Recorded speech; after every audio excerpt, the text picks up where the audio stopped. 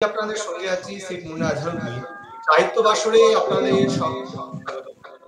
আশা করি আপনারা সকলে আপনাদের সকলের সুস্থতা সাহিত্য বাসর সর্বদাই কামনা করেন। এখন যারা গুগল মিটে আছেন তাদেরকে জানাই ধন্যবাদ এবং পরবর্তী সময় যারা ইউটিউবে দেখবে তাদেরকেও জানাই আগাম ধন্যবাদ। আজ আমাদের বাঙালির রবি ঠাকুরের 84তম প্রয়াণ দিবস। দিন শুটের আগে মুখে মুখে ডিকটেশন দেওয়ার মাধ্যমে তৈরি ছিল তার শেষ লেখা তোমার সৃষ্টির পথ রেখেছ আকীর্ণ পরিবিচিত্র।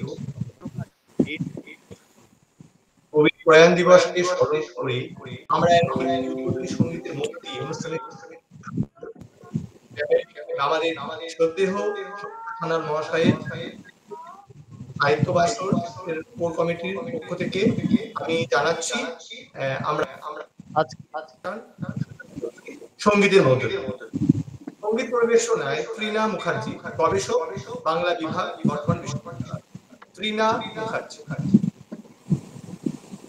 নমস্কার, শুভ সন্ধ্যা। সকলকে প্রণাম জানিয়ে এবং কবিগুরুকে আমার সশ্রদ্ধ প্রণাম জানিয়ে আমি গান শুরু করছি। শ্রাবণের ধারার মতো পরুক ঝরে পরুক ঝরে তোমারে সুর কে আমার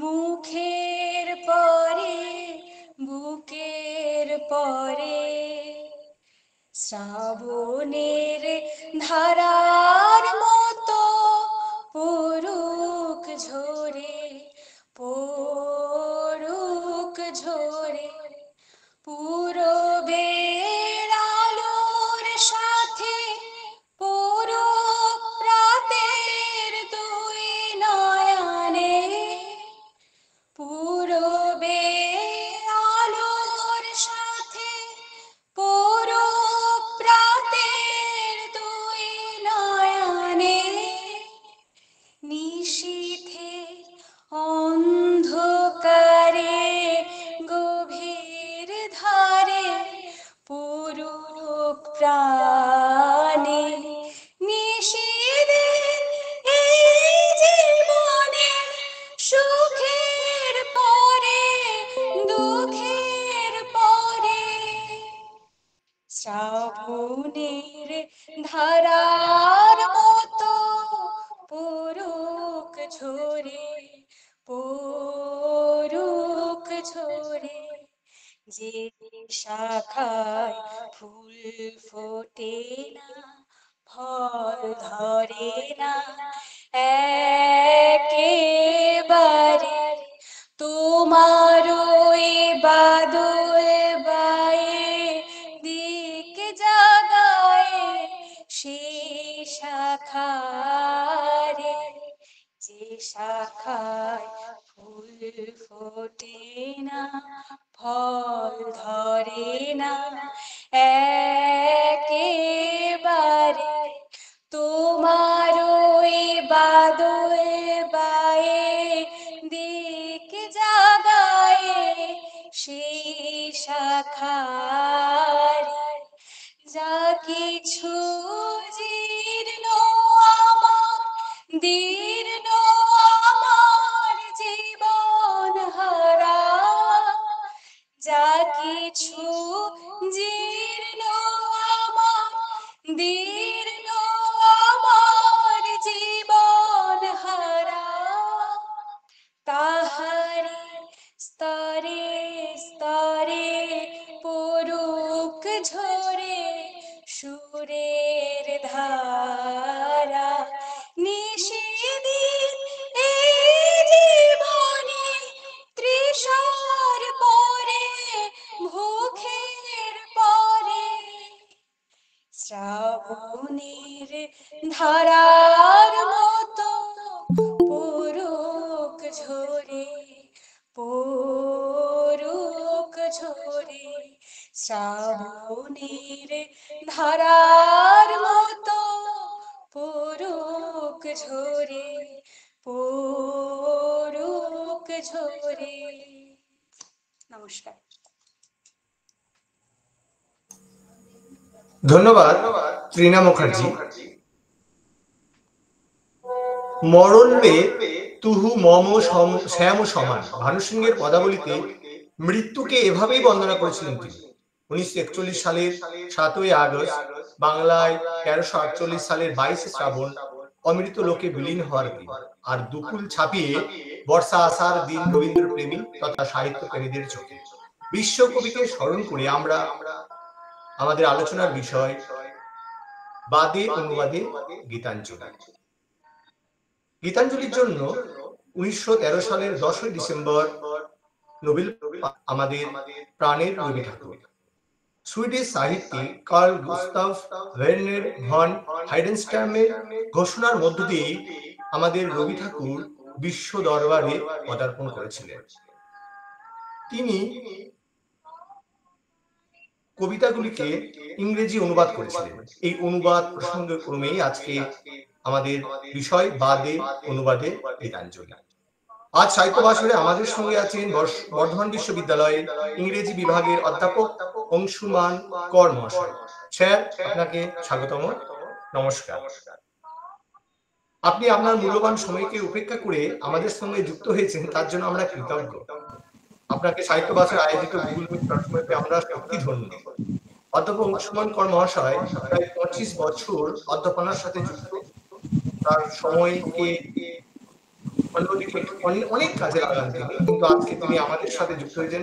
আবার আমরা তাকে ধন্যবাদ জানাই। তিনি সাহিত্য একাডেমি রিজিয়নের সেক্রেটারি ছিলেন দীর্ঘ সময় ধরে। লেখালেখির জন্য তিনি বহু পুরস্কারে মনোনীত, যেমন পশ্চিমবঙ্গ বাংলা একাডেমি পুরস্কার, কৃত্তিবাস পুরস্কার, বঙ্গীয় সাহিত্য পরিষদ পুরস্কার, মল্লিকা সেনগুপ্ত পুরস্কার এবং শক্তি চট্টোপাধ্যায় সম্মানে ভূষিত। তিনি শুধুমাত্র কবি নন, আমরা চিনি বেশিরভাগই তিনি আর কি, বা আমরা চিনতাম কবি হিসেবে, কিন্তু স্যার সম্পর্কে ঘাটতে গিয়ে দেখলাম কবি নন, তিনি সাহিত্য, আমরা বলতেই পারি সাহিত্যিক অংশমান। তিনি মিডিয়ার যে নিরপেক্ষ বক্তব্য রাখেন, আমি বেশ কদিন আগেই ফলো করছিলাম, দেখছিলাম স্যারকে, এবং খুব স্পষ্ট বক্তব্য এবং নিরপেক্ষ বক্তব্য রাখেন, এখনকার দিনে যেটা বিরল। তিনি আম পাতা জাম পাতা এবং উজান স্রোত পত্রিকার সাথে লেখালেখির মধ্য দিয়ে, এবং খুব ভুল না বললে নাট মন্দির পত্রিকা হয়তো সম্পাদক, স্যার একটু ভুল বলে একটু লিখে দেবেন পরে। কবিতা, তিনি কবিতা লিখেছেন খেলনা পিস্তল, কবিতা গুড়িয়ে নামছে, আপেল সাহারের সম্রাট, বাঁকুড়া পুরুলিয়া কলকাতা, নেসো স্কয়ারে ফিতের জাদুকর, মুখোমুখি দুই কবি, এহাদি তোমাকে, আমার সোনার হরিণ, কাব্য অন্যান্য। এছাড়াও তিনি পরিবর্তন ও সাদা কালো কাঠবিড়ালি নামে উপন্যাস লিখেছেন। আমরা যদি তার স্মৃতি কথাকে স্মরণ করতে চাই, অবশ্যই আমরা 25 পয়সার ইতিহাস। শুধু কি তাই, কি থেমে গেছেন এখানে? না, তিনি ভারতবর্ষ আর জগন্নাথ দেবের ও স্পর্শ নামে ব্যবহার করতে পারবেন। আপনারা নিশ্চয়ই বুঝতে পারছেন কেন আমি বললাম তিনি কবি নন, সাহিত্যিক অংশমান করেন। তিনি বাংলা ইংরেজি ভাষা অসংখ্য বই লিখেছেন।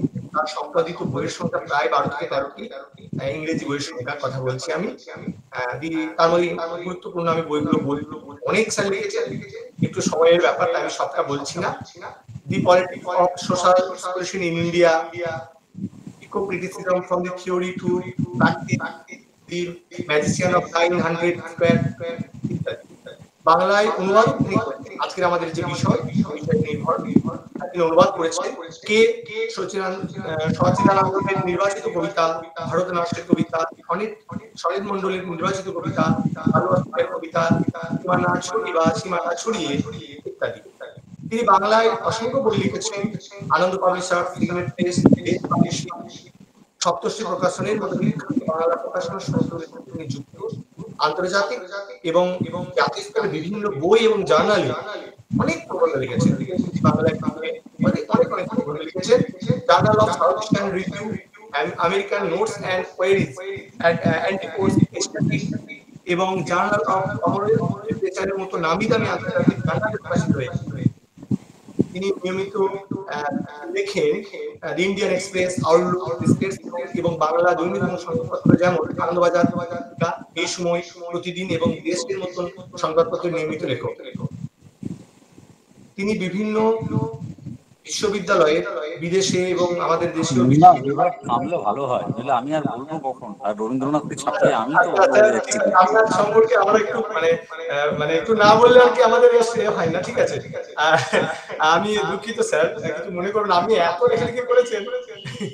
আমরা দুঃখিত। আমরা সরাসরি চলে যাব আমাদের বিষয়ে। স্যার সত্যি তাই, আমি স্যারের কাছে খুব সামান্য। স্যার আজকের বিষয় বলবেন। আহ, আজকের বিষয় বাদে অনুবাদে গীতাঞ্জলি, অংশুমান কুমার মহাশয়। স্যার আপনি শুনুন। আচ্ছা, প্রথমেই আমি সাহিত্য বাসরকে ধন্যবাদ জানাই এবং আমার সহকর্মী, বিশেষ করে বন্ধু সঙ্গীতাদিকেও ধন্যবাদ জানাই। তাঁরই নেতৃত্বে মোটামুটি এই সাহিত্য আলোচনা এই পরিসরটি তৈরি হয়েছে এবং বেশ সক্রিয় আছে, আমি যা বুঝতে পেরেছি। এখন আজকে এতখানি সময় চলে গেল, আমার জয়েন করতে দেরি হলো, আমি বুঝতে পারছিলাম না, আসলে আমি লিঙ্কটা পাইনি। আমি ফেসবুকে গুজরাটের এক পিএইচডি স্কলার এই লিঙ্কটা একটা জায়গায় পোস্ট করেছিল, তো সেটা থেকে ঢোকার চেষ্টা করছিলাম, ঢুকতে পারিনি। এইসব কারণে একটু দেরি হলো। তারপরে আনোয়ার আমায় লিঙ্কটা পাঠায়। আমি ক্ষমা প্রার্থী দেরি হওয়ার জন্য, কিন্তু মুশকিল হলো এই দেরি হওয়ায় আমার 8টার সময় একটা জরুরি মিটিং আছে আজকে আবার, কিন্তু আমি সেটা 15 মিনিট এক্সটেন্ড করবো, যাতে 45 মিনিট অন্তত বলতে পারি, নইলে কিছুই হয়তো বলা যাবে না। এই বিষয়টা খুব বড় বিষয় এবং যারা রয়েছে মুখ্যত তারা ছাত্র বা গবেষক ধরে নিয়েই আমি আমার কথা রাখবো, মানে সহকর্মীদের জন্য বলা এই কথাগুলো নয়। এবং এখানে একটা কথা বলে নেওয়া খুব প্রথমেই খুব জরুরি, সেটা হচ্ছে এই যে আমি তো একেবারেই রবীন্দ্র বিশেষজ্ঞ নই। এটা হয়তো রবীন্দ্র বিশেষজ্ঞ একজন কেউ বললে ভালো হতো। আমি ঠিকই বাংলা কবিতা লেখার চেষ্টা করেছি রবীন্দ্রনাথের ভাষায়, অসীম স্পর্ধায়, এটাই বলবো।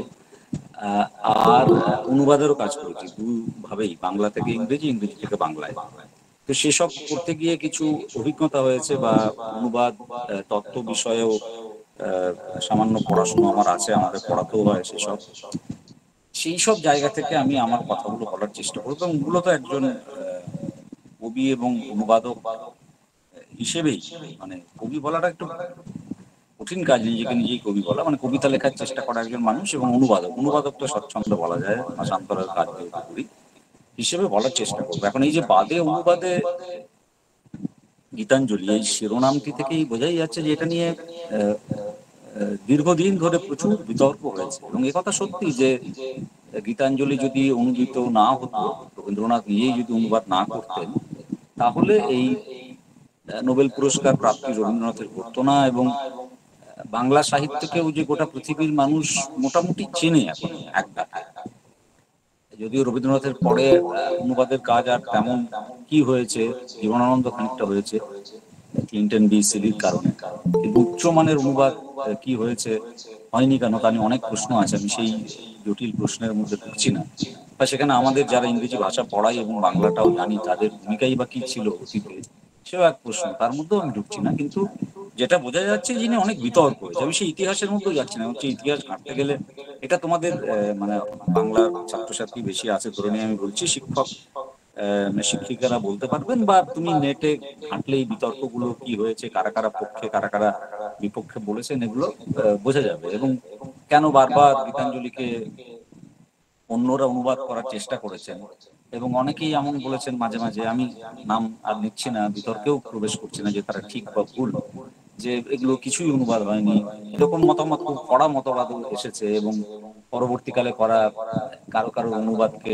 রবীন্দ্রনাথের কবিতার চেয়ে অনেক আহ, ভালো অনুবাদ বলে এই কবিতাগুলোর অনেকে চিহ্নিত করেছেন। এখন একটা কথা প্রথমেই আমাদের মেনে নেওয়ার দরকার আছে, যে অনুবাদ যখনই হয়, কবিতার ক্ষেত্রে সেটা আরো বেশি সত্য, তখন আহ, মূল জিনিসটিকে, মূল কবিতাটিকে অনুবাদে খুঁজে পাওয়া বেশ কঠিন কাজ, বেশ কঠিন কাজ। আমার মনে আছে একবার এরকম অনুবাদ সংক্রান্ত একটি কর্মশালায় সাহিত্য একাডেমির আমিও ছিলাম, নীরেন্দাও ছিলেন। নীরেন্দা একটা চমৎকার কথা বলেছিলেন। আমি পরে আমার অনুবাদ সংক্রান্ত একটি বাংলা এবং একটি ইংরেজি দুটি প্রবন্ধেই এই রেফারেন্সটি এনেছিলাম, এত আমার মনে ধরেছিল এই তাঁর দেওয়া একটি তুলনা, উপমা। উনি বলেছিলেন যে অনুবাদ হচ্ছে এরকম, যে আমরা চেয়ে পাঠালাম যে আমায় এক ঝুড়ি আপেল পাঠাও, তো পেটি এলো, ঝুড়ি এলো, পেটি যখন খোলা গেল দেখা গেল যে পেটি থেকে বেরোচ্ছে কমলা লেবু, আপেল না। এই হচ্ছে অনুবাদ। এটা কিন্তু একেবারে ভুল কথা না, এটা কিন্তু সত্যি কথা। একটা খুব প্রাচীন ল্যাটিন প্রবাদই আছে যে ট্রেডিটোরে ট্রেডুটোরে, মানে ট্রান্সলেটর ইজ এ ট্রেট, মানে অনুবাদক মাত্রই বিশ্বাসঘাতক, বা what is lost in translation is the poetry itself. এই কথাও বলা হয়েছে যে কবিতার অনুবাদে যে হারিয়ে যায় তা আসলে কবিতা, মানে কবিতাটুকু বাদ দিয়ে বাকি সবকিছু পাওয়া যায়। যে জন্য আমি বলছি যে এই সবকটি যে সাহিত্যের রূপ আছে সবকটিকে অনুবাদ করা বেশ কঠিন কাজ, সোজা কাজ নয়। তার মধ্যে কবিতাকে অনুবাদ করা কঠিনতম। তার একটা বড় কারণ হচ্ছে যে কবিতার একটা আত্মা থাকে, মানে সেটা ধরা খুব কঠিন। মানে অনুবাদের নানা রকমের তত্ত্ব আছে। যেমন ড্রাইডেন, তিনি এই তাত্ত্বিক জায়গাটাকে অনেক আগে ইংরেজি ভাষার কবি জন ড্রাইডেন কতগুলো টার্ম ব্যবহার করেছিলেন, প্যারাফ্রেজ, মেটাফ্রেজ। আমি সেসব জটিলতা আমাদের নিয়ে যেতে চাইছি না, সময় চলে যাবে। মানে কিন্তু মূল কথাটা হলো এটা যে শব্দ ধরে ধরে অনুবাদ করা, ওয়ার্ড টু ওয়ার্ড ট্রান্সলেশন। আরেকটা হচ্ছে না, আমি কবিতার যে স্পিরিট, যে মূল ভাব, সেই ভাবকে ধরে ভাবানুবাদ করবো এবং শব্দ ধরে ধরে অনুবাদ করবো। আবার আরেকটা অংশ বক্তব্য হচ্ছে যেন অনুবাদ নিজেই একটি, এবং অনুবাদকরা প্রায় এই কথাটা আজকাল বলে থাকে, আমার বন্ধু অনুবাদকরা এই কথাটা বলেন যে অনুবাদই হচ্ছে সবচেয়ে গুরুত্বপূর্ণ সৃজন কর্ম, এটি নিজেই একটি আসলে সৃজনশীল কাজ। তো এই জন্য তারা সবসময় বলে থাকেন যে এটি ট্রান্সলেশন বলে আসলে কিছু হয় না, যা হয় তা হচ্ছে ট্রান্সক্রিয়েশন, একটি নতুন কাব্যের জন্ম হয়, উপন্যাসের জন্ম হয়। যদিও আমি আবার বলছি যে উপন্যাস বা গল্পের ক্ষেত্রে যেহেতু একটা লজিক ধরে বাক্যের গঠন থাকে, ঘটনা পরম্পরা থাকে, অধিকাংশ ক্ষেত্রেই প্লট থাকে, সেজন্য খানিকটা করা যায়। কিন্তু কবিতায় অনেক সময় এসব কিছুই থাকে না, সেজন্য আরো কঠিন হয়ে যায়। এবং এই জন্যই বিতর্কগুলো বেশি করে দানা বাঁধে কবিতার অনুবাদের ক্ষেত্রে, যে এই অনুবাদ কি ঠিক হয়েছে, আদৌ কি ওই যে বললাম অনুবাদক বিশ্বাসঘাতক, আমি চাইলাম আপেল এসে পৌঁছলো কমলা লেবু, বা যা হারিয়ে যায় অনুবাদে তাই হচ্ছে কবিতা। এখন এইখানে আমি এই যে বিতর্কগুলো হয়েছে রবীন্দ্রনাথের অনুবাদ নিয়ে, এই বিতর্কের একটা কারণ বোধহয় রবীন্দ্রনাথ নিজেই। কেন আমি এই কথাটা বলছি, তার কারণ উনি দুরকম কথা বলেছেন। দুটো কথাই আসলে ওর ইংরেজিতে বলা কথা। একটা কথা হচ্ছে এই যে উনি নোবেল পুরস্কার গ্রহণ করার পরে যে বক্তৃতা দিয়েছিলেন, পুরস্কার প্রদানের পরে যে বক্তৃতা দিতে হয়, তাতে উনি যা বলেছিলেন তার বাংলা করলে এরকম একটা দাঁড়ায় যে আমার গীতাঞ্জলির কবিতাগুলো লেখা শেষ হলে আমি ইংরেজিতে সেই কবিতাগুলো অনুবাদ করে ফেললাম, কিন্তু এই কবিতাগুলো প্রকাশ করবো যে এরকম কোনো ভাবনা আমার মাথায় আসেনি। তার কারণ এই ভাষাটায় আমার যে দখল, ইংরেজি ভাষা একটা বিদেশি ভাষা, সেটা নিয়ে আমি নিজেই কুণ্ঠিত ছিলাম। এই শব্দটা উনি ব্যবহার করেছেন, মানে একদম কোট করলে হচ্ছে এরকম যে খুব পরিষ্কার করে যে without having any desire to have them published, এই কবিতাগুলোকে, being ডিফিটেন্ট of my Mashrafe of that language. তো উনি নিজেই বলছেন যে আমি খুব কুণ্ঠিত ছিলাম। এবং তারপরে এই বক্তৃতাতেই উনি আরেকটা কথাও বলেছিলেন, যেটা তারপরে একটা প্রায় তত্ত্বের চেহারা নাই, এবং হয়তো কথাটা ভুল না। উনি এই বক্তৃতায় বলেছিলেন যে পশ্চিমে যে আমি এতখানি গৃহীত হই সেটা আমার নিজেরই ধারণা ছিল না। আমি হয়তো গৃহীত হয়েছিলাম তার কারণ সেই সময় পশ্চিম মানে প্রতীচ্য প্রাচ্যের দিকে তাকাচ্ছিল নানা কিছুর সন্ধানে, হুইচ ইজ ট্রু। মানে সেই সময় কিছুদিন পরেই এলিয়টের ওয়েস্টল্যান্ড লেখা হবে, এবং সেই ওয়েস্টল্যান্ড শেষ করছেন এলিয়ট উপনিষদকে ব্যবহার করে। তো রবীন্দ্রনাথ এই কথাটা ভুল বলেন। মাথায় রাখতে হবে যে রাজনৈতিক পরিস্থিতি খুব উত্তাল, শিল্প বিপ্লব হয়ে গেছে, একের পর এক ডারউইন এসে গেছেন, ঈশ্বরের প্রশ্ন অস্তিত্বের মুখে পড়েছে, একের পর এক নানাবিধ ঘটনা ঘটছে, যে জন্য কোথাও একটা প্রতীচ্য পাশ্চাত্য আসলে মুক্তি চাইছিল, এবং রবীন্দ্রনাথ নিজেই বলছেন এই বক্তৃতায় যে হয়তো আমার কাব্য এতখানি গৃহীত হয়েছিল তার কারণ আমি যতখানি, তার চেয়ে অনেক বেশি হচ্ছে দ্য ইস্ট ইন মি, আমার ভেতরে যে, আমি আবার একটু পড়লে তোমরা বুঝতে পারবে, I know that I must not accept the praise as my individual share, it is the east in me which gave to the west. পরিষ্কার করছে, মানে আমি কোথাও একটা প্রাচ্যকে দর্শনগত দিক থেকে কথা সত্যি, এবং গীতাঞ্জলিতে যে কিভাবে উপনিষদের প্রভাব আছে তা নিয়েও তো বহু লেখা হয়েছে, আমি তারও চুনচেরা বিশ্লেষণে আজকে যাচ্ছি না। এবং ওই যে আমি এবং যে তুমি বারবার ফিরে ফিরে এসেছে, সেই আমি এবং সেই তুমিকে আমরা কিভাবে দেখতে পারি সে নিয়েও বহু লেখা হয়েছে। যদিও আমি আমার স্বীকার করতে কোনো দ্বিধা নেই, একজন নাস্তিক মানুষ, আমি গীতাঞ্জলি পড়ার যে আনন্দ তা থেকে কখনো বঞ্চিত হইনি। তার কারণ আমার কাছে একজন নাস্তিকের কাছে যেভাবে এই গীতাঞ্জলি ধরা দেওয়ার কথা সেভাবেই এই কবিতাগুলো ধরা দিয়েছে। আমি ঈশ্বরকে খুঁজে কখনো বেড়াইনি, আমি নিজেকেই খুঁজে বেরিয়েছি আসলে, এক আমির সঙ্গে আরেক আমির সংলাপ, এভাবেই আমি এই কবিতাগুলো পড়েছি, এবং সেই পাঠ আমার কাছে খুব মানে গ্রহণীয় মনে হচ্ছে একজন পাঠক হিসেবে। অনেকের কাছে হয়তো তা গ্রহণীয় নাও হতে পারে, কিন্তু এই যে বললাম যে এই যে বিতর্কটা, গীতাঞ্জলির কবিতা গ্রহণ করা নিয়ে তো কোনো বিতর্ক নেই, অতি উচ্চমানের কাব্য, এ নিয়ে কোনো সন্দেহ নেই। কিন্তু এই বিতর্কটার সূত্রপাত হচ্ছে রবীন্দ্রনাথ ওরকম একটা কথা বলছেন, নোবেল পুরস্কার প্রাপ্তির যে বক্তৃতা তাতে বলছেন এরকম একটা কথা যে আমি নিজেই আমার এই ভাষার উপর যে দক্ষতা, সেই দক্ষতা নিয়ে আমি ভীষণভাবেই কুণ্ঠিত ছিলাম, এবং আমি বুঝতে পারছিলাম না যে আমার আদৌ এই অনুবাদ কবিতাগুলো প্রকাশ করা উচিত হবে কি হবে। আশ্চর্যজনক ভাবে অনেক পরে ডি.জে. অ্যান্ডারসনকে উনি একটা চিঠি লিখেন। সেই চিঠিটা লিখতে যখন উনি লিখলেন চিঠিটা, একটুখানি আমি পড়ছি। উনি লিখছেন যে in English prose there is a magic which seems to transmute my Bengali verses into something which is original again in a different manner. তো খুব পরিষ্কার, এবং তারপরে বলছেন therefore it not only satisfies me but gives me delight to assist my poems in their English birth. Fundamental idea is the same, but the vision changes. A poem can only be relived in a different atmosphere. খুব গুরুত্বপূর্ণ কথা। তিনটে বিষয় এই চিঠিতে যা লিখছেন তা থেকে পরিষ্কার হচ্ছে। একটা হচ্ছে এই যে উনি এই কাজগুলোকে, ওই যে আমি বললাম যে এখনকার অনুবাদকরা যে কথা বলেন, কত আগে রবীন্দ্রনাথ নিজের অনুবাদ করতে সেটা বলে গেছেন, যেগুলো একটা অরিজিনাল ক্রিয়েশন, এগুলো অনুবাদ হিসেবে ধরলে হবে না, অরিজিনাল ক্রিয়েশন। একদম পরিষ্কার বলছেন যে এই কবিতাগুলো হচ্ছে original again in a different manner, নতুন ভাবে আবার অরিজিনাল হয়ে। এক, দুই বলছেন যে আমি এই কবিতাগুলোর ইংরেজি জন্ম দিলাম। এবং এইটা একটা সমস্যার কথা যে আর this poems really English poems, how much English, এটা নিয়ে পরবর্তীকালে বিতর্কটা কিন্তু উঠেছে। কারণ রবীন্দ্রনাথের যে ইংরেজি ভাষাটা, সেই ভাষাটা কতখানি, এমনকি সেই সময়ে ইংল্যান্ডে যে ইংরেজি ব্যবহৃত হতো সেই ইংরেজি ভাষার মতো ছিল তা নিয়ে প্রশ্ন কিন্তু উঠেছে। আমার যদি উত্তর চাও তোমরা, আমি তাহলে বলবো যে ছিল না, এমনটা ছিল না। আর তৃতীয় যে কথাটা সেটা হচ্ছে উনি বলছেন যে আমি প্রোজে অনুবাদ করব আমার কাব্য, যেটাও সত্যি।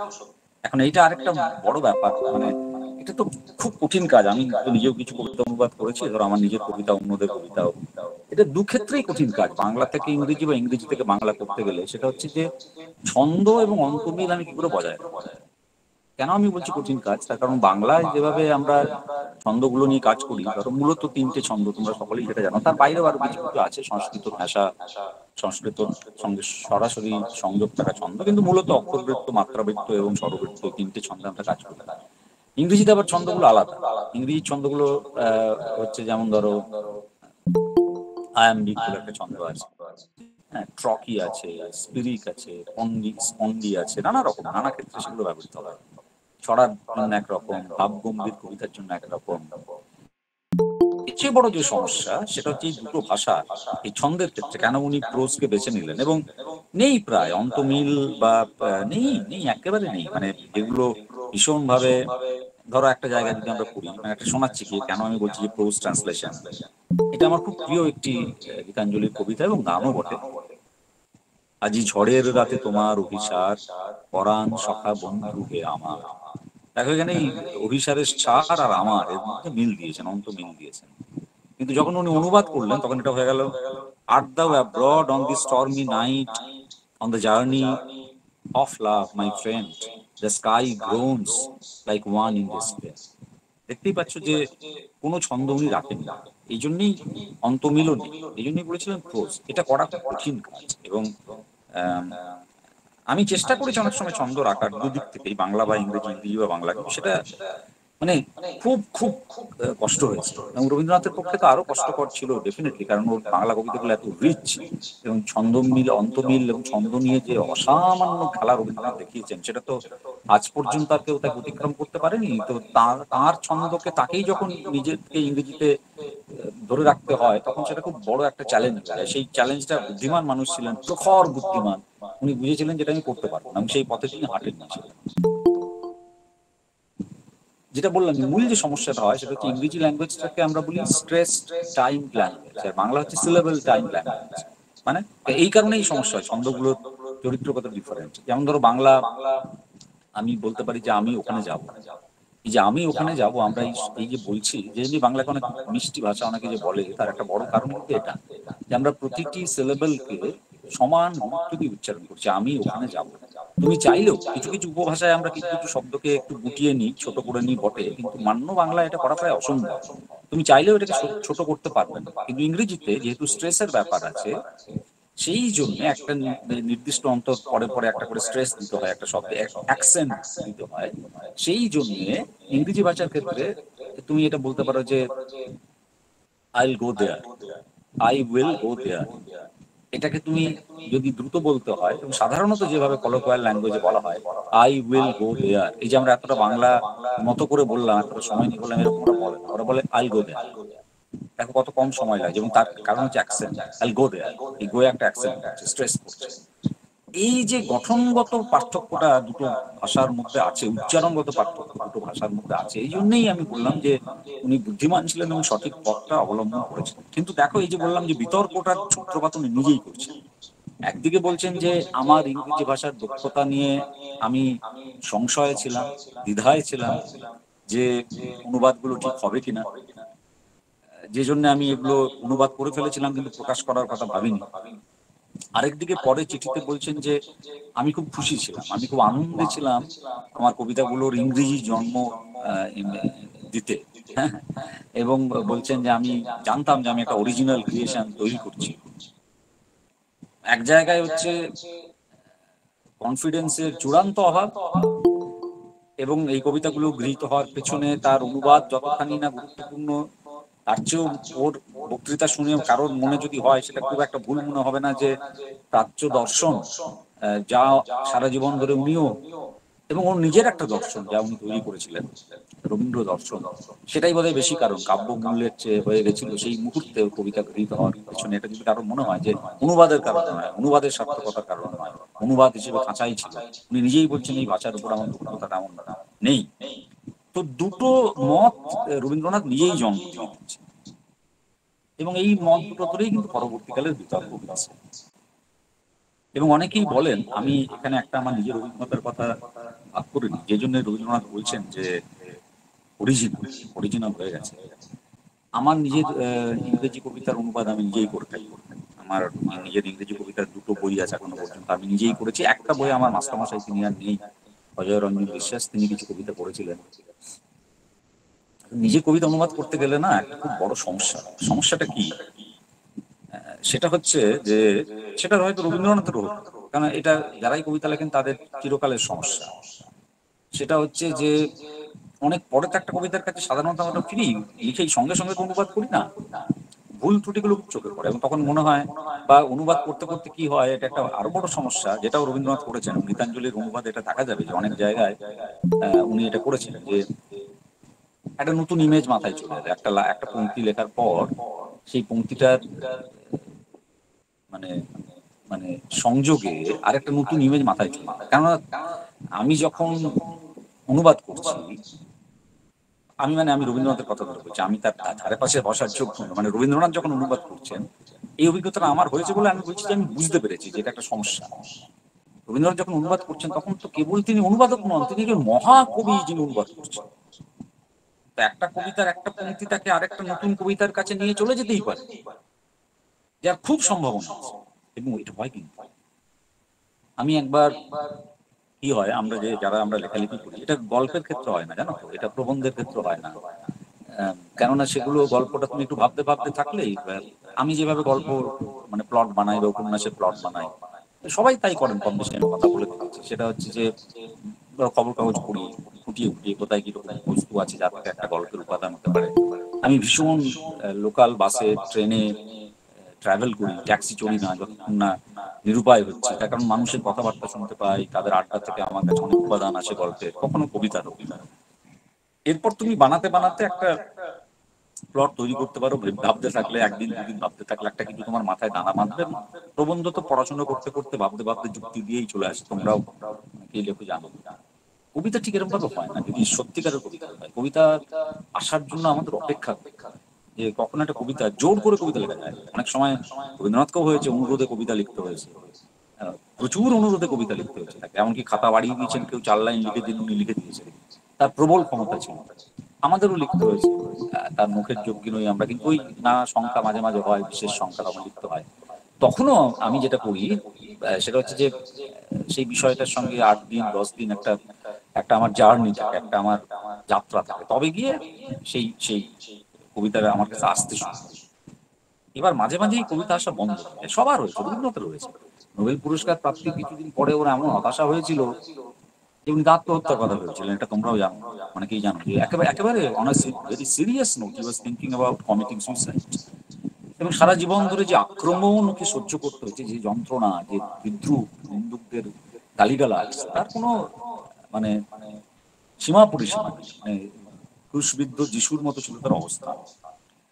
তো সেই জায়গা থেকে আমি বলছি, মাঝে মাঝে তারও হয়েছে যে লেখা আসছে না, আটকে গেছে, সেসব কথা লিখেওছে কবিতার ক্ষেত্রে বিশেষ করে। শঙ্খ ঘোষ আমাকে একটা দারুণ উপদেশ দিয়েছিলেন। আমি জিজ্ঞেস করলাম স্যারকে যে স্যার কিছুই লিখতে পারছি না, এদিকে পুজো আসছে, এত লেখার চাপ, মানে আমি লিখতেই পারছি না, আমি কি করবো। উনি বলেছিলেন যে অংশুমান তুমি অনুবাদ করো, অনুবাদ। আমার যখন এরকম হয় আমি অনুবাদ করি। অনুবাদ করতে করতে দেখবে যে তোমার কাছে কিন্তু অন্য কবিতার পংক্তি ধরা দিচ্ছে, হুইচ ইজ ট্রু। আমি যতবার এরকম সমস্যায় পড়েছি, আমি কিছু না কিছু একটা অনুবাদ করতে গেছি অন্যের কবিতা, এবং দেখেছি ওই কবিতার শব্দের সঙ্গে ইমেজের সঙ্গে থাকতে থাকতে একটা কিছু মাথায় নিজের কবিতার লাইন ঝলকে চলে এসছে। তো এটা যদি আমার, তাহলে একবার ভেবে দেখো যে রবীন্দ্রনাথের ক্ষেত্রে এটা কতখানি হচ্ছে, যখন উনি নিজেরই কবিতা অনুবাদ করছেন।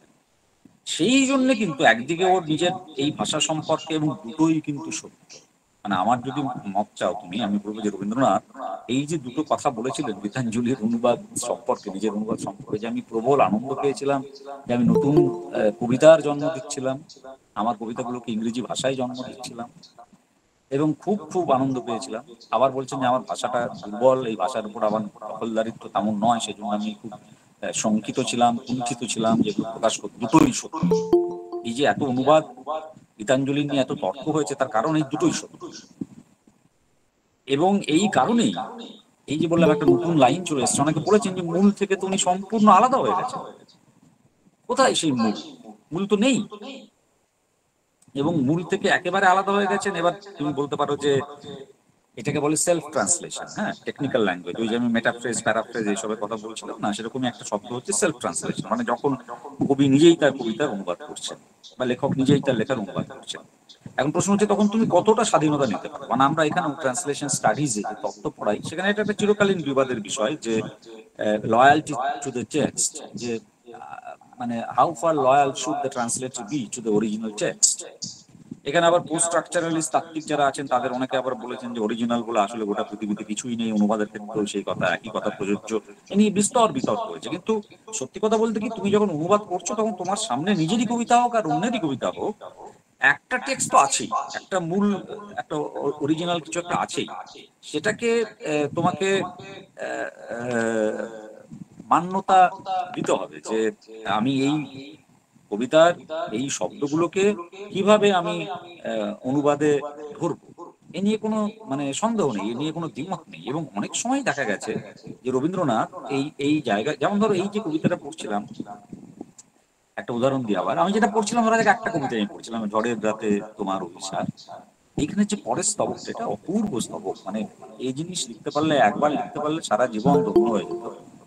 বলছেন, বাহিরে কিছু দেখিতে নাহি পাই, তোমার পথ কোথায় ভাবি তাই, সুদূর কোন নদীর পারে, গহন কোন বনের ধারে, গভীর কোন অন্ধকারে হতেছ তুমি পার, পরাণ সখা বন্ধু হে আমার। কি অপূর্ব লেখা! অনেকে মনে করতে পারেন ঈশ্বর। আমি যখন এই কবিতাটা পড়ি, রণজিৎ দা এই কবিতার উপরে লেখা লিখেছিল, ওর ভাবনাটা আমার মাথায় ঘোরে যে এই যে যাদের কথা রবীন্দ্রনাথ বলছেন যে তোমার পথ কোথায় ভাবি তাই। আমার বাবা মারা গেছিলেন আমার বয়স যখন 25। আমার মনে হয় যে এই যে বাহিরে কিছু দেখিতে নাহি পাই, তোমার পথ কোথায় ভাবি তাই, সুদূর কোন নদীর পারে, গহন কোন বনের ধারে, গভীর কোন অন্ধকারে হতেছ তুমি পার, পরাণ সখা বন্ধু হে আমার। এ তো আমার বাবাকে নিয়ে লেখা, এর মধ্যে ঈশ্বর কোথায়? ওই জন্য আমি বলছিলাম যে আমি নাস্তিক মানুষ, মাঝে মাঝে আমি যখন গীতাঞ্জলি পড়ি আমি আমার মতো করে পড়ি। কিন্তু সেসব কথা থাক। অনুবাদের জায়গা যদি দেখি, এটাকে অনুবাদ করছেন রবীন্দ্রনাথ। বাই হোয়াট ডিম শোর of the ink black river, সুদূর কোন নদীর পারে। এটাকে উনি করে দিলেন ইঙ্ক ব্ল্যাক রিভার। এটা কিন্তু ছিল না। ইঙ্ক ব্ল্যাক এটা কিন্তু ছিল না। ঘন কালির মতো কালো, নদীর জল যে কালো, তাও নানা লেখায় বাজে বারে বারে এসেছে, কিন্তু এখানে সেটা ছিল না। এখানে ছিল সুদূর কোন নদীর পারে। By what far edge of the frowning forest, দেখো পাল্টে দিয়েছে, বাই হোয়াট ফার এজ, যেখানে এসে গেল সুদূর। অথচ মূল কবিতায় ছিল গহন কোন বনের ধারে। গহনটাকে পাল্টে করে দিচ্ছেন ফ্রাউনিং ফরেস্ট। একেবারেই ফ্রাউনিং, ফ্রাউনিং ফরেস্ট একেবারেই গহন না, গভীর কোন অন্ধকার। এটা মোটামুটি ঠিক আছে। থ্রু হোয়াট মেজি depth of Bloom art thou trading thy course to come to me my friend। এই যে দাই বসাচ্ছে, এটাও একটা সমস্যা। তো দেখো, আমি যেটা এটা থেকে বুঝতে পারলে নিশ্চয়ই যে মূল কবিতায় যা ছিল তার থেকে অনেক আলাদা হয়ে গেছে অনুবাদটা। স্পিরিটটা এক আছে, ভাবটা এক আছে, আমি নিশ্চয়ই সেটা স্বীকার করবো। কিন্তু শব্দ ধরে ধরে পড়তে গেলে দেখছি যে আলাদা হয়ে যাচ্ছে। যে ইঙ্ক ব্ল্যাক নদী হয়ে গেছে, গহন বন হয়ে গেছে, ফ্রাউনিং ফরেস্ট। এবার তুমি যদি ভুলে যাও বাংলাটার কথা, তুমি যদি ভুলে যাও, যদি শুধু বাংলাটাকে সরিয়ে রেখে এটা আমি পড়ি, বাই হোয়াট ডিম শোর of the ink black river, by what far age of the frowning forest, through what mazy depth of gloom, art thou trading thy course to come to me, my friend। তাহলে একেবারে মনে হচ্ছে যে একটা British romantic কবিতা পড়ছি, যেটা 100 বছর আগে লেখা হয়েছে। এই যে ইমেজগুলো, এই ইমেজগুলো, ফ্রাউনিং ফরেস্ট, হ্যাঁ, এই যে শব্দটা মেজি ডেপথ, বা এই যে ইঙ্ক ব্ল্যাক, এগুলো শেলির কবিতায় থাকবে, কিটসের কবিতায় থাকবে। এবং জানো নিশ্চয়ই যে রবীন্দ্রনাথের উপরে শেলির প্রভাব, কিটসের প্রভাব, বিশেষ করে শেলি খুব ভক্ত ছিলেন। বহু আলোচনা হয়েছে এবং সত্যি সত্যি অনেক জায়গায় তিনি ওদের কবিতা থেকে নিয়েছেন। জন ডান তার কবিতা থেকেও নিয়েছেন। যে জন্য মানে যখন সবাই এই প্লেজিয়ারিজম নিয়ে চেঁচামেচি করে সাহিত্য জগতে, অধ্যাপনার ক্ষেত্রে নয়, গবেষণার ক্ষেত্রে নয়, সেখানে প্লেজিয়ারিজম একটা ভয়ঙ্কর বড় অপরাধ।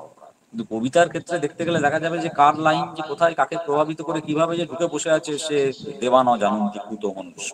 বুঝেছো? যেটা আমার মাঝে মাঝে মনে হয়, উইলিয়াম শেক্সপিয়ারের একটা নাটক, নিজের নিজের নাটক নাকি, সব কটার গল্প পুরোনো আমলের গল্প থেকে নিয়েছিলেন। নবনীন্দ্রনাথ ঠাকুরের লেখাগুলো কি, সব কটা লেখা অন্য জায়গা থেকে, বিদেশি লেখা থেকে নেওয়া, ফোকটেল বা বা- বা- বা লোককথা, বাংলা ফেয়ারি টেল থেকে নেওয়া। সেটা আলাদা প্রসঙ্গ। কিন্তু আমি যেটা বললাম, দেখো অনুবাদে কত আলাদা হয়ে গেছে। প্রথম তো ছন্দটা তো নেই, যেটা তো আগেই দেখিয়েছি আমি। ওই পাই তাই মিল, পারে ধারে মিল নেই, পার আমার, পার মার, মিল নেই, অন্ত মিল নেই, ছন্দ নেই। এবং ইমেজ গুলো মনে হচ্ছে রোমান্টিক কবিতা, একেবারে রোমান্টিক, ব্রিটিশ রোমান্টিক কবিতা, 19th সেঞ্চুরির 1 শতাব্দী পেছনে পড়ে আছে ওর ভাষাটা। এবং তখন এই দায়টা ইউজ হচ্ছে না, কিন্তু এটা কিন্তু সত্যি। এই যারা আপত্তি জানিয়েছিলেন এবং পরে অনেকেই, যেমন ধরো একজন কেতকী কুশারী, ডাইসনের নাম বলতেই পারি, যে খুব স্মার্ট একটা ল্যাঙ্গুয়েজে গীতাঞ্জলির অনুবাদ করার চেষ্টা করেছিলেন। তো অনেকে খুব স্মার্ট, মানে এই সময়ের ইংরেজি ভাষায় রবীন্দ্রনাথ অনুবাদ করার চেষ্টা করেছেন।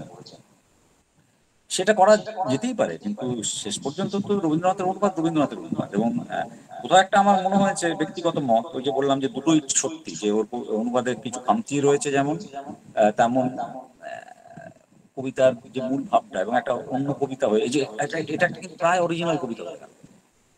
এই যে এই কবিতাটা এটা কিন্তু প্রায় একটা অরিজিনাল কবিতা, এবং সেইটা কিন্তু আবার কেউ কেউ কিন্তু তাকে কিন্তু মান্যতা দিয়েছে, যেটা খুব ইম্পর্টেন্ট। যেমন ধরো আমি বলছি, এখানে আরেকটা জিনিস আমার বলার কথা, সেটাও খুব গুরুত্বপূর্ণ। সেটা হচ্ছে যে অনেক সময় আমরা মনে করি যে এই সমস্ত অনুবাদগুলো যে ফর্মে আমরা করতে পাই, সেটা নিয়ে একটা খুব দীর্ঘ গবেষণাও হয়েছে, আরো গবেষণা হওয়ার সুযোগ রয়েছে। কিন্তু আমি একজনের কথা বলছি, এডওয়ার্ড টমসন, খুব বিখ্যাত একজন তাত্ত্বিক লেখক।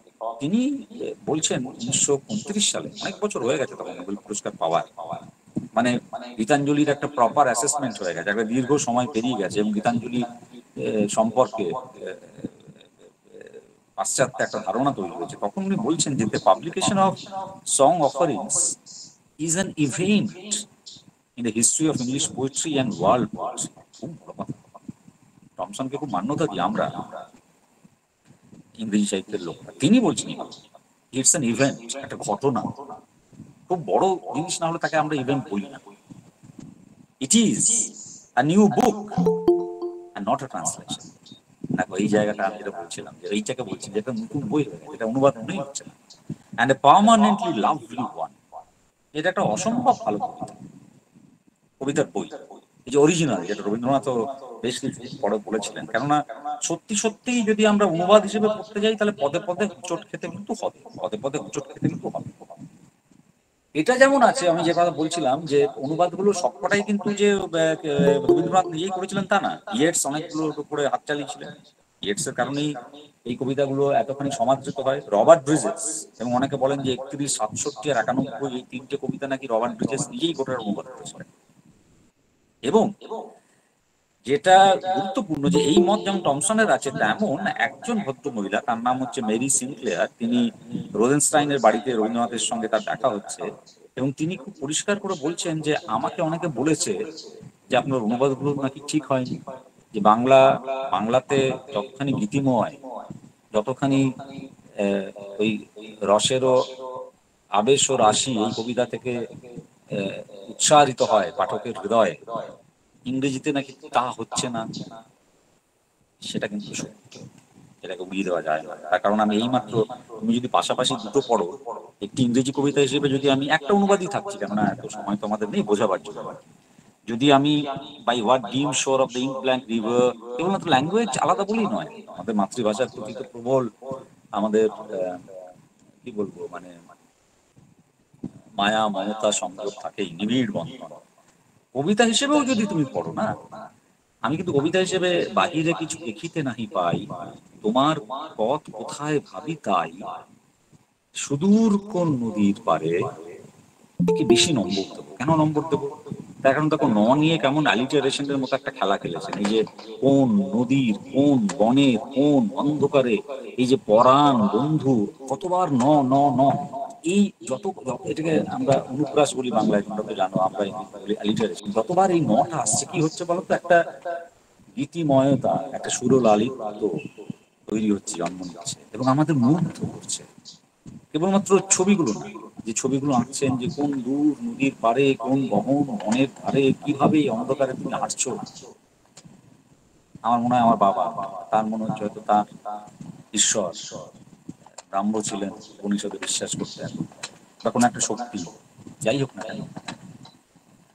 তো কেবল এই ইমেজগুলো নয়, এই অদ্ভুত রহস্যময় মিস্টিক সুদূরের প্রতি, যে সুদূর প্রভু সুদূর, আমি চঞ্চল হে আমি সুদূরের পিয়াসী, তার প্রতি তার যে আকর্ষণ, তা তো ছিলই। শুধু তাই আমাদের মুগ্ধ বিস্মিত করছে না, আমরা মুগ্ধ বিস্মিত হচ্ছি যে ছন্দ ব্যবহার করেছেন, যে অন্তমিল দিয়েছেন, যেভাবে এই অনুপ্রাসকে ব্যবহার করে দিচ্ছেন, যেভাবে ঝংকার তুলছে কবিতার মধ্যে, সেগুলো কিন্তু ইংরেজিটাই নেই। এটা একটা অরিজিনাল, খুব গুরুত্বপূর্ণ কবিতা। 19th সেঞ্চুরির কবিতার মতো মনে হচ্ছে এই কবিতা, রোমান্টিক কবিতার মতো মনে হচ্ছে, ব্রিটিশ রোমান্টিক কবিতার মতো মনে হচ্ছে। তার প্রবল অ্যাপিল রয়েছে, এবং এই যে মিস্টিসিজম, এই যে আশ্রয় পাওয়া, এই আশ্রয় আসলে পাশ্চাত্য খুঁজছিল, যেটা রবীন্দ্রনাথ নিজেও বললেন। তার নোবেল পুরস্কার গ্রহণের পরের বক্তৃতায় এই সব কিছু সত্য। এই ইংরেজি কবিতাটা খুব ভালো কবিতা, কিন্তু এটাকে খুব ভালো অনুবাদ আমি, কিন্তু এটা একটা অরিজিনাল কাজ। এর ইংরেজি ভাষাটাকে খুব ভালো ইংরেজি আমি বলতাম, সেই সময় দাঁড়িয়েও বলতাম, 1913 সালে দাঁড়িয়েও বলতাম। কেননা 8 বছর পরে ততদিনে এলিয়ট চলে এসছেন, ইয়েটস চলে এসছেন, ওয়েস্টল্যান্ডের মতো কবিতা লেখা হয়ে যাবে, ফ্রস্ট চলে এসছেন, কি কি কোথায় এগিয়ে চলে গেছে ইংরেজি ভাষার কবিতা এবং ব্যবহারিক ইংরেজি ভাষা কবিতায়। তেমনটা তো ছিল না, এই জন্যই সমালোচনা হয়েছিল। কিন্তু আত্মাটা ধরা পড়েছিল, আমি বারবার যে কথা বলছি, আত্মাটা ধরা পড়েছিল, এটাকে কিন্তু অস্বীকার করা কিছুতেই যাবে না। যে উনি যা বলতে চেয়েছেন, হয়তো এটা একটা নতুন কবিতা হয়ে গেছে, কিন্তু সামগ্রিকভাবে আজি ঝড়ের রাতে তোমার অভিসার, এখানেও আর একটা কথা তোমাদের দেখাই। দেখো, এই যে অভিসার শব্দ, অভিসারের কি ইংরেজি করা সম্ভব? যেমন অভিমান শব্দটা আমি বারবার সমস্যায় পড়েছি, যে অভিমান শব্দের আমি ইংরেজি কি করি। অভিমান বলতে যা বোঝায়, অভিমান শব্দের গায়ে মানে কত রকমের শিশিরের ফোঁটা, কত রকমের চোখের জল, কত রকমের আদরের দাগ লেগে থাকে, সেগুলোকে আমি কিভাবে ইংরেজি একটা শব্দে অনুবাদ করবো? অসম্ভব। তেমন এই যে অভিশাপ, এই শব্দের যে ইতিহাস এই শব্দের সঙ্গে রয়েছে, যে পুরাণ এই শব্দের সঙ্গে যুক্ত হয়ে রয়েছে, উনি জানতেন যে এই শব্দটাকে অনুবাদ করা প্রায় অসম্ভব, এবং যে জন্য প্রথম যে লাইন করছেন, art thou abroad on the stormy night on the journey of love, অভিসারকে করে দিলেন on the journey of love. Journey of love দিয়ে কি অভিসার বোঝায়? কখনো বোঝায় বলো অভিসার? হ্যাঁ, এই যে সেই যে কবিতা, ভুলে যাচ্ছি, বলে একটু আমার এই বয়স হচ্ছে বলে আমার স্মৃতি আজকাল বিশ্বাস করা কথা হচ্ছে, এই যে আজি রজনীতে হয়েছে সময়, এসেছি বাসবদত্তা, অভিষেক কবিতার প্রথম লাইনগুলো বলো, কেউ একজন একটু মনে করিয়ে দাও প্লিজ। কারো মনে পড়ছে না? বুদ্ধকে নিয়ে আমাদের ওই নগর নটি, নগরের নটি চলে অভিসারে যৌবন মদে মত্তা, মনে পড়ছে না কবিতাটা? একই, হ্যাঁ, আমি ভুলে যেতে পারি, আমি না ইংরেজির লোক, তাও আমার কিছু কিছু মনে আসছে। তো সেখানে অভিসারের যে রূপ, মানে আমার বলার যে কথা, সেটা কি ধরা পড়লে জার্নি অফ লাভ ধরা পড়ল। জার্নি অফ লাভ খুব প্রোজেইক, খুব পেডান্টিক। অভিসারের যে রহস্যময়, ওই যে বলছিলাম যে একাধিক যে স্তর অভিসার শব্দটির গায়ে লেগে রয়েছে, তা তো ধরা পড়লো না।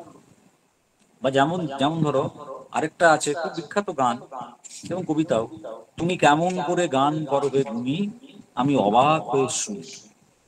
এই যে গুণী, তুমি কেমন করে গান করো হে গুণী, আরেকটা খুব বিখ্যাত গান এবং কবিতা। খেয়াল করে দেখবে যে এরকম কি গান হয়, মানে এটা ছিল রবীন্দ্রনাথের কাছে, প্রাচ্যের কাছে, এটা প্রাচ্য দর্শন।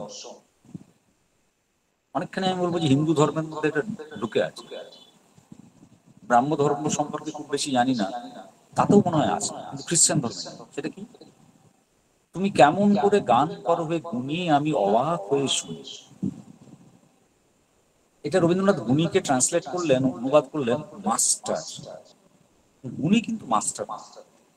মাস্টার বলতে যেটা হলো, যেমন আমি, এটা তোমরা জানো নিশ্চয়ই, যে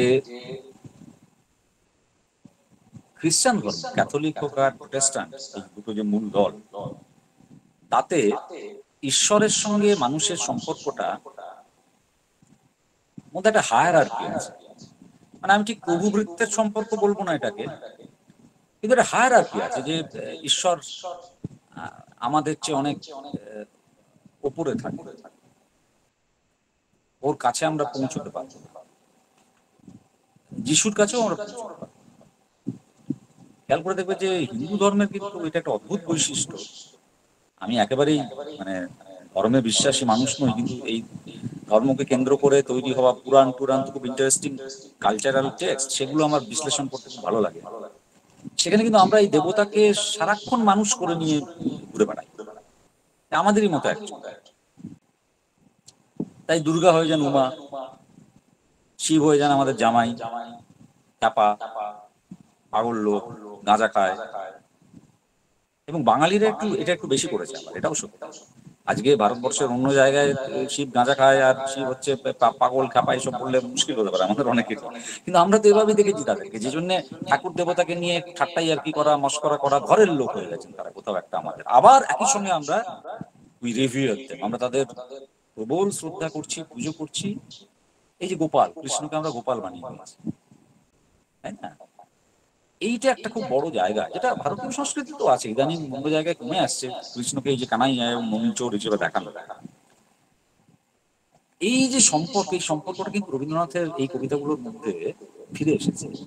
এই যে তুমি কেমন করে গান করবে উনি আমি অবাক হয়ে শুনি, এটা কিন্তু মাস্টার স্লেভ রিলেশনশিপ নয়, এটা কিন্তু একটা হায়ারার্কিক্যাল রিলেশনশিপ নয়, যেটা ইংরেজি অনুবাদে হয়ে গেল, অনেক বেশি খ্রিস্টান হয়। সেই জন্য হয়তো গৃহীত হয়েছিল সেই সময়, কিন্তু আবার আমাদের আমাদের মতো থাকলো না, ভারতীয়দের মতো, বাঙালিদের মতো থাকলো না। যেমন রবীন্দ্রনাথের একটা ধরো খুব বিখ্যাত গান, কোন গান যে এভাবে শুরু হতে পারে, মানে এক আশ্চর্য জিনিস, এই রবীন্দ্রনাথ বলে পেরেছিলেন। মানে আমি যত বয়স বাড়বে তোমাদেরও দেখবে যে এই লোকটার পায়ের কাছে নত হওয়া ছাড়া আমাদের আর কিছু করার নেই। মানে যা করে গেছেন সে অবিশ্বাস্য জিনিস। এই মুন্না বলছিল স্যার, আমি আমি একটা ক্ষুদ্র ধুলিকোনাও নয় এই মানুষটার সামনে। কিরকম একটা জায়গায় তাই তোমার আনন্দ আমার পর, তুমি তাই এসেছো নিচে, আমায় নইলে ত্রিভুবনেশ্বর, তোমার প্রেম হতো যে মিছে। ভাবা যায়, একটা গান শুরু হচ্ছে তাই তোমার আনন্দ, আচ্ছা আগে কি ছিল? তাই দিয়ে আমরা একটা কোনো একটা একটা তাই কখন আমরা বলি যে এর আগে একটা কিছু আছে, একটা কারণ রয়েছে, তার সঙ্গে সংযুক্ত করার জন্য তাই দিয়ে একটা গান শুরু হচ্ছে। আমরা একটা একটা প্যারাগ্রাফ তুমি লিখতে শুরু করতে পারবে এভাবে যে তাই, রবীন্দ্রনাথ করছেন তাই তোমার আনন্দ আমার পর, এবং বলছেন তুমি দেবতা, তুমি নিচে নেমে এসেছো আমার কাছে, কেননা আমায় নইলে ত্রিভুবনেশ্বর, তোমার প্রেম হতো যে মিছে। আমি যদি না থাকি তাহলে ত্রিভুবনেশ্বর তোমার প্রেম হবে মিছে, মিছে। এই হচ্ছে সম্পর্ক, এর মধ্যে হায়ারার্কি নেই, আমরা একসঙ্গে রয়েছি, সমান সমান রয়েছি। অনুবাদের হারি, যে মুহূর্তে তুমি কেমন করে গান করবে গুণী, মাস্টার বসালেন অনুবাদের হারি। সেই কারণেই এত বিবাদ, অনুবাদকে নিয়ে এত বিবাদ, এত এত তর্ক, এত বিতর্ক, এত কিছু। আমি একটা ছোঁয়া দেওয়ার, আমাকে থামতে হবে, অলরেডি ফোন আসতে শুরু করেছে, 8টায় সময় ছিল আমার। আমি আর বাড়াবো না, যদি তোমাদের কিছু বলার থাকে শেষ মুহূর্তে। কিন্তু আমি যেটা বলতে চাইলাম এতক্ষণ ধরে, সেটা হয়তো বুঝতে পারলে, যে গীতাঞ্জলির যে অনুবাদ, সেই অনুবাদকে যদি আমরা অনুবাদ তত্ত্বের যে প্যারামিটার্স গুলো আছে, যে মানদণ্ডগুলো আছে, তা দিয়ে বিশ্লেষণ করতে যাই, তাহলে পদে পদে হোঁচট খেতে হবে। এবং আমরা দেখতে পাবো যে রবীন্দ্রনাথ যেখানেই সমস্যায় পড়েছেন, যে শব্দকে নিয়ে সমস্যা হচ্ছে, সেই শব্দকে নিয়ে অন্যরকম ভাবে অনুবাদ করেছেন, এড়িয়ে গেছেন। নতুন ইমেজ চলে এসছে, এক শব্দের সঙ্গে যুক্ত একটি, যে যাকে আমরা বলি বাক প্রতিমা, তাকে পাল্টে অন্য শব্দের গায়ে লাগিয়ে দিয়েছেন। এই স্বাধীনতা তিনি অনেকখানি নিতে পেরেছিলেন, কারণ ওগুলো নিজেরই কাজ ছিল, নিজেরই কবিতা ছিল। অন্য অনুবাদক হলে হয়তো এই জন্য তিনি অনেক বেশি সমালোচিত হতেন, কিন্তু ওই জন্য উনি, এবং উনি খুব কনফিডেন্টও ছিলেন না প্রথম দিকে। যখন ইয়েটস ওকে ভরসা দেন, রবার্ট ব্রিজেস ওকে ভরসা দেন, তখন ওর মনে হয় যে না, এগুলো পাশ্চাত্যে হয়তো বা গৃহীত হতেও পারে, এবং তাই হয়। কিন্তু আমি আবারও বলছি যে গৃহীত হয়েছিল তার পেছনে সত্যি অনেক কারণ ছিল। ইয়েটস ব্রিজেসের খসা মাজা তো ছিলই, তার সঙ্গে যে বললাম দর্শনগত দিক থেকে সেই সময় পাশ্চাত্য যে সংকটের মধ্যে দিয়ে যাচ্ছিল, সামাজিক, অর্থনৈতিক, মনস্তাত্ত্বিক সংকট, সেই সংকট থেকে পরিত্রাণের একটা পথ যেন রবীন্দ্রনাথের গীতাঞ্জলি তাদের কাছে হয়ে উঠেছিল, যে কথাও রবীন্দ্রনাথ তার নোবেল পুরস্কার প্রাপ্তির পরে দেওয়া ভাষণে স্বীকার করেছে। কিন্তু এটা একটা অরিজিনাল কাজ, এটাও সত্য, যে কথাটা খুব স্পষ্ট করে আমরা শুনলাম, টমসন বললেন যে অরিজিনাল কাজ। এবং it was an event, it was an event, event not only for world literature, event also for us, আমাদের জন্য একটা একটা বিরাট বড় ব্যাপার ছিল, যে বাংলা সাহিত্য চিরকালের জন্য পৃথিবীর ওই জগৎ সভায় শ্রেষ্ঠ আসন অধিকার করে বসে থাকলো। এখনো পর্যন্ত রবীন্দ্রনাথই আমাদের ভরসা, আমাদের সংগ্রামের সাহস, আমাদের শোকের সান্ত্বনা, আমাদের আনন্দের সমর্থন। অনেক ধন্যবাদ। অসংখ্য ধন্যবাদ স্যার। পায়ের কাছে নত হওয়া ছাড়া আর কিছু করার নেই। সত্যি স্যার ঠিকই বলেছেন। যাক, আমাদের ভালো লেগেছে স্যার আপনার বক্তব্য, স্পষ্ট বক্তব্য। আপনাকে ধন্যবাদ। একটু থামাই, অংশকে একটু জিজ্ঞাসা করি যে যিনি সৃষ্টি করছেন তার নিজের কবিতা এবং তারপর তিনি যখন হয়ে উঠছেন তারই কবিতার অনুবাদক, সেখানে কি সমস্যা নাকি স্বাধীনতা? সমস্যা, সেটা এটা সমস্যা। আমি তো তিনটে বলবো প্রশ্ন এটা রাখছি, সমস্যা, স্বাধীনতা, সৃষ্টি, কোনটা দিকে এটা হয়? সৃষ্টি, এটা শেষ পর্যন্ত সৃষ্টি, যেটা রবীন্দ্রনাথ বলছেন যে ইটস অ্যান অরিজিনাল ওয়ার্ক। ওই যে আমি চিঠিটা পড়লাম, অ্যান্ডারসনকে লেখা চিঠি, ওখানে বলছেন যে এটা অরিজিনাল ওয়ার্ক।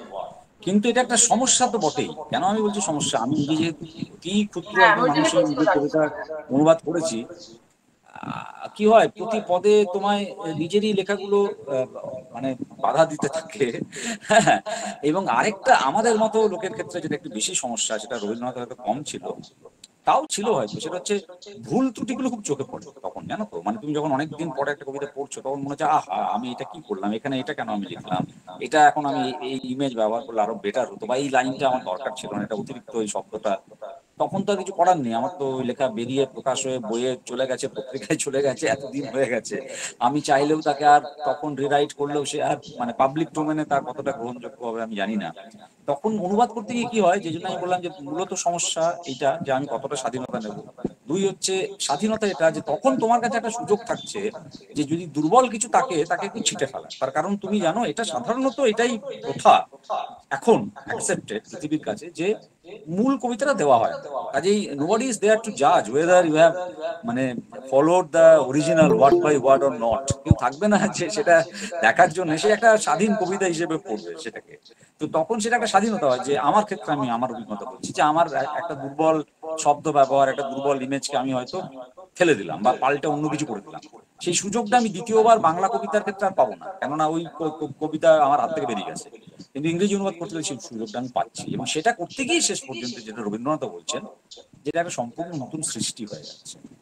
এবং যে সৃষ্টিটা ওই কবিই করছেন, কিন্তু যে সৃষ্টিটা একেবারেই কবির আগের কবিতাটার মতো ঠিক নয়, আলাদা একটা।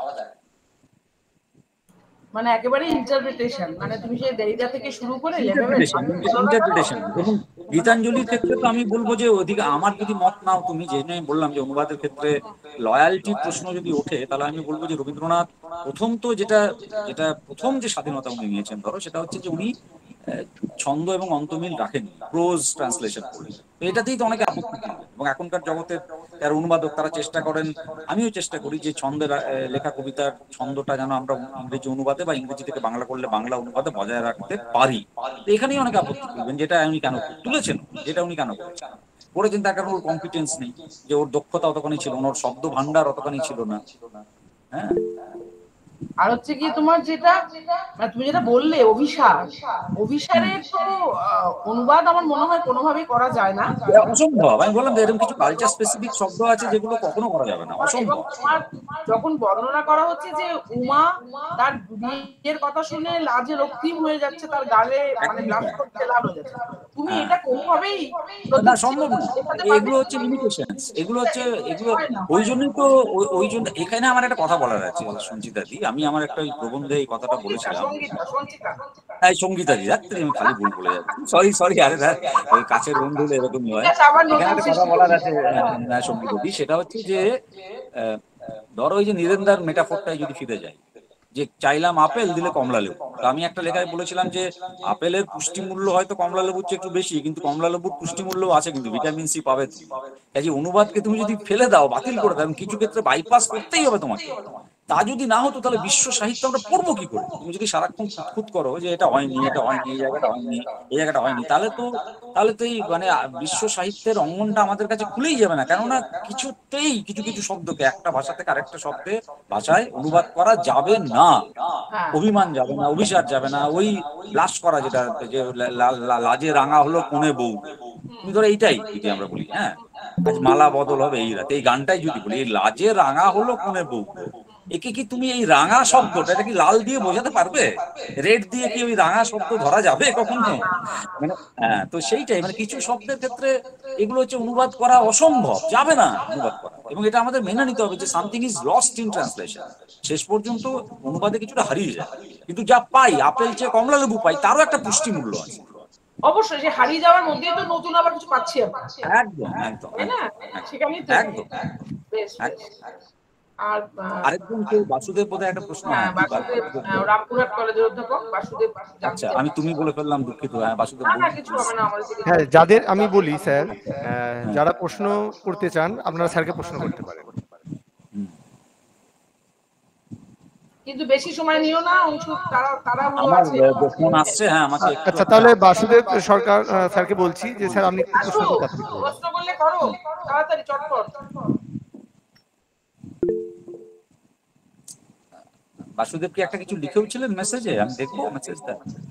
হ্যাঁ দেখতে পারো, আমার মনে হয় না, যে কোনো কারণে হয়তো হাত তুলে রয়েছে। নবনীতা লিখেছে, আজকের এই যুগে ট্রান্সলেশন থাকলেও মাস ক্রিয়েশন আজকের এই এআই যুগে, হ্যাঁ হ্যাঁ আজকের এই এআই যুগে ট্রান্সলেশন থাকলেও ট্রান্সক্রিয়েশন কি কোনোভাবে ক্ষতিগ্রস্ত হচ্ছে স্যার?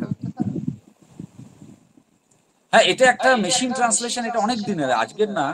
মেশিন ট্রান্সলেশন তো একটা সমস্যা, মানে গুগল ট্রান্সলেটার তো দেখো এইগুলোর উপরে বিশ্বাস রাখা যায় না, মানে ভয়ঙ্কর অনুবাদ হয়ে যাবে। কিন্তু যদি এটাও আমি একটা বলে দিই তোমাদের, যদি কেউ মনে করছো যে যন্ত্রের সাহায্যে মেশিন ট্রান্সলেশন নিয়েও ট্রান্সলেশন স্টাডিজে অনেক কথাবার্তা দীর্ঘদিন ধরেই শুরু হয়েছে। এআই আসার অনেক আগে থেকেই গুগল ট্রান্সলেটার আমাদের অনুবাদ করছিল।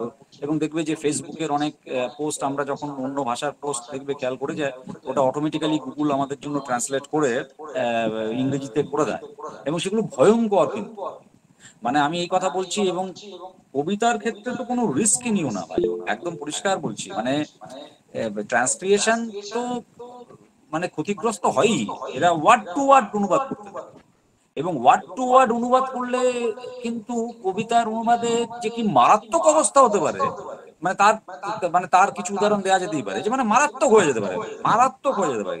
যদি তুমি কেবল কবিতার ক্ষেত্রে শব্দ ধরে ধরে লিটারাল ট্রান্সলেশন করে দাও, তাহলে তা একটা মানে মানে বিষদৃশ্য ব্যাপারে শেষ পর্যন্ত দাঁড়িয়ে যেতে পারে। হুম।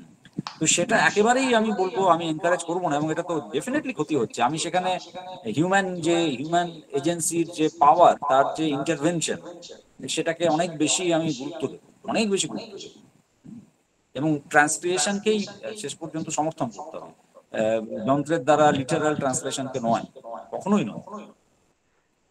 স্যার, আমরা বাসুদেব সরকার স্যারের হ্যাঁ প্রশ্নটা হ্যাঁ, নিচ্ছি। নিশ্চয়ই। স্যার হ্যাঁ, একটু প্রশ্নটা নিশ্চয়ই। আপনি বলুন। হ্যাঁ। বাসুদেব সরকার।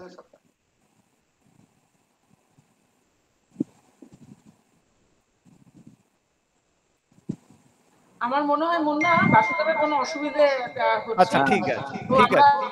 আর সময় নষ্ট না আসলে করে আমরা ইয়েতে চলে যাই, নীলুফার। আসলে অনুবাদ নিয়ে বিবাদ, তবু আমরা বলতে পারি good translation is actually good transcreation, অর্থাৎ ভালো অনুবাদ বস্তুতপক্ষে নতুন একটি রূপ সৃষ্টি। আমাদের অনুষ্ঠান শেষের দিকে আমাদের অনুষ্ঠানের সমাপ্তির সঙ্গীত পরিবেশন করবে আমাদের বর্ধমান বিশ্ববিদ্যালয়ের বাংলা বিভাগের গবেষক নীলুফা ইয়াসমিন। নীলুফা ইয়াসমিন। ও, নীলু ভাই ফার্স্ট হয়েছে না আমাদের নেটে, ওকে অনেক অভিনন্দন আমার তরফ থেকে। আমাদের আরেকটা বলে দিই, সাহিত্য বাসরের তরফ থেকে নীলুফা তোমাকে অনেক অনেক অজস্র অভিনন্দন। ধন্যবাদ।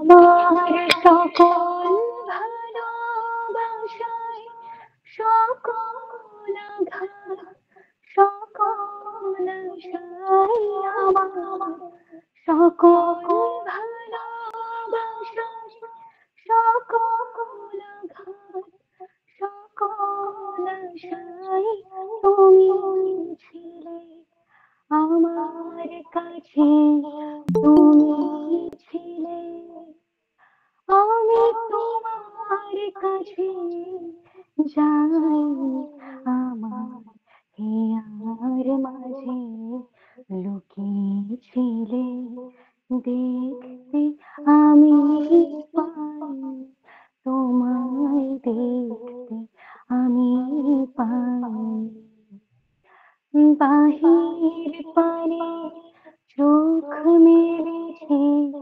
বাহির পানে আমার হৃদয় পানে চাই, আমার হিয়ার মাঝে লুকিয়েছিলে। ধন্যবাদ সকলকে।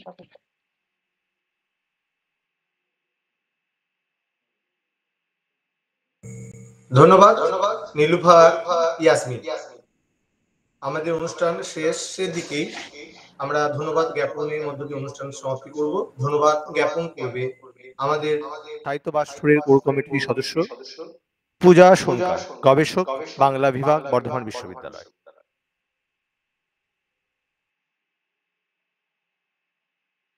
নমস্কার।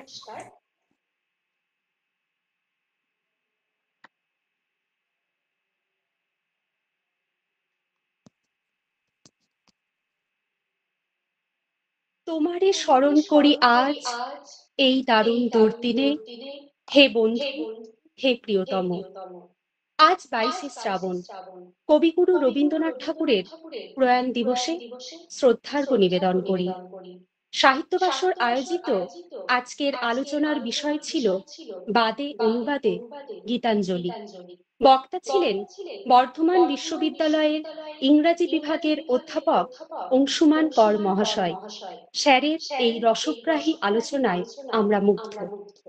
সাহিত্যবাসরের পক্ষ থেকে স্যারকে অসংখ্য ধন্যবাদ জানাই। যার হাত ধরে সাহিত্যবাসরের পথ চলা শুরু, ধন্যবাদ জানাই সাহিত্যবাসরের সেই অভিভাবক ও এই আলোচনা সভার প্রধান উদ্যোক্তা বর্ধমান বিশ্ববিদ্যালয়ের বাংলা বিভাগের অধ্যাপিকা সঙ্গীতা সান্যাল মহাশয়াকে। বিভিন্ন মহাবিদ্যালয় ও বিশ্ববিদ্যালয় থেকে আগত সকল অধ্যাপকদের সাহিত্যবাসরের পক্ষ থেকে জানাই ধন্যবাদ। এছাড়াও ধন্যবাদ জানাই বিভিন্ন বিশ্ববিদ্যালয়ের ছাত্রছাত্রী ও গবেষকদের, যে শ্রোতা বন্ধুদের উপস্থিতি আমাদের অনুষ্ঠানকে সাফল্যমণ্ডিত করেছে। আজকের অনুষ্ঠানে সঙ্গীত গেয়েছেন বর্ধমান বিশ্ববিদ্যালয়ের বাংলা বিভাগের গবেষক তৃণা মুখার্জি ও সমাপ্তি সঙ্গীত গেয়েছেন বর্ধমান বিশ্ববিদ্যালয়ের বাংলা বিভাগের গবেষক নীলুফা ইয়াসমিন। দুজনকেই সাহিত্যবাসরের পক্ষ থেকে জানাই আন্তরিক ধন্যবাদ। ধন্যবাদ জানাই সাহিত্যবাসরের সদস্যদের এবং সাহিত্যবাসর কোর কমিটির সদস্যদের। এছাড়াও অনুষ্ঠানটিকে প্রথম থেকে শেষ পর্যন্ত সুন্দরভাবে সঞ্চালনা করার জন্য সাহিত্যবাসরের সদস্য শেখ মুন্না আজাহার উদ্দিনকে জানাই অসংখ্য ধন্যবাদ। এছাড়াও ধন্যবাদ জানাই সুকান্ত চ্যাটার্জিকে, যিনি প্রায় প্রতিটি অনুষ্ঠান আমাদের সবার চোখের আড়ালে বসে রেকর্ডিং করে, যাতে ভবিষ্যতে ইউটিউবে শ্রোতারা সেই রেকর্ডিং পেয়ে তারা উপকৃত হতে পারে। ধন্যবাদ জানাই আমি সকলকে যারা এতক্ষণ ধরে আমাদের সাথে যুক্ত ছিলেন। আমি স্যার ও ম্যাডামের অনুমতি নিয়ে আজকের অনুষ্ঠান এখানেই শেষ করব। ম্যাডাম, আমার তরফ থেকেও তোমাদের সকলকে অনেক ধন্যবাদ। খুব ভালো থেকো, আরো অনেক এগিয়ে যাও জীবনে, এই শুভেচ্ছা রইল। ধন্যবাদ স্যার। আজকে সঙ্গীতাকে আমি বুঝতে পারছি তাহলে। হ্যাঁ,